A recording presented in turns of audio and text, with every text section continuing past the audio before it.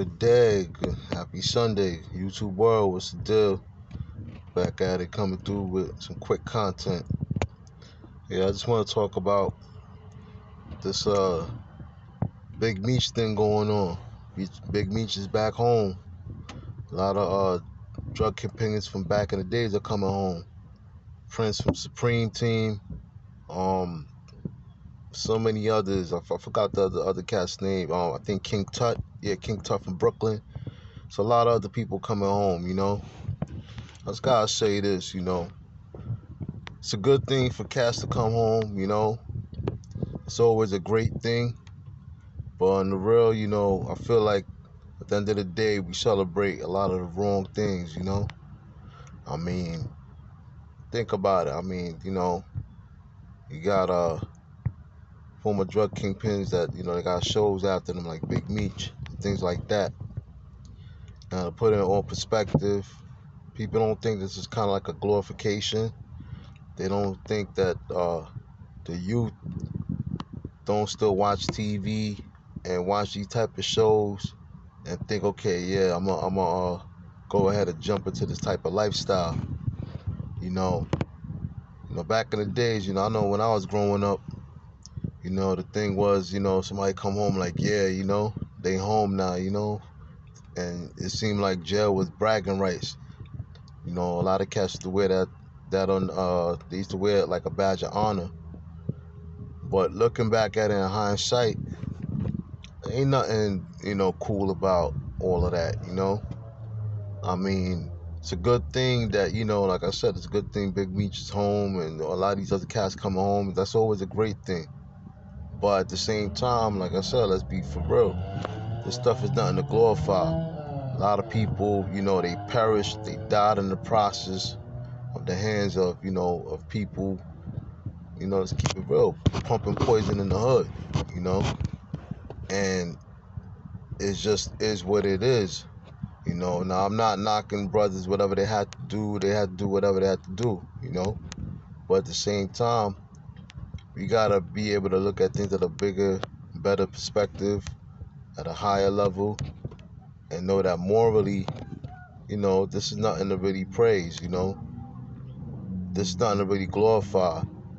A lot of people, like I said, they really died over the years over this poison.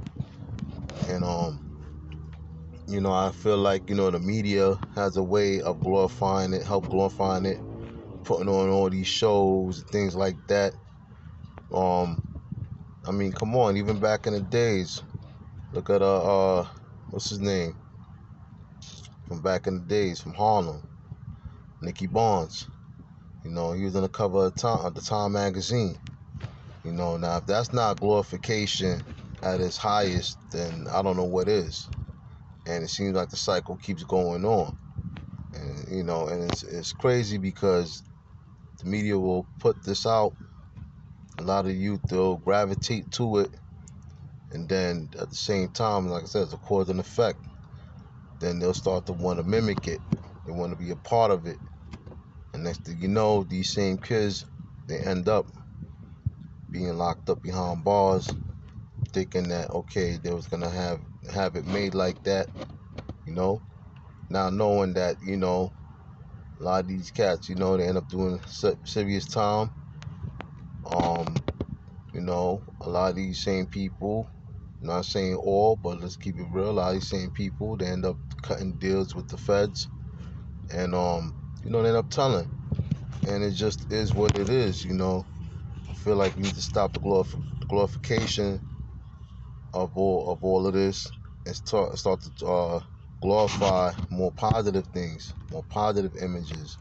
You know, start glorifying somebody becoming a doctor or a lawyer, anything like that, instead of have to be glorifying all these former kingpins and everything else.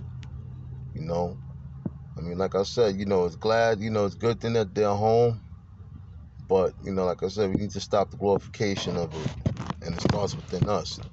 The media is always gonna keep pumping out these images, and at this rate, at this time, there's nothing much we can do about that.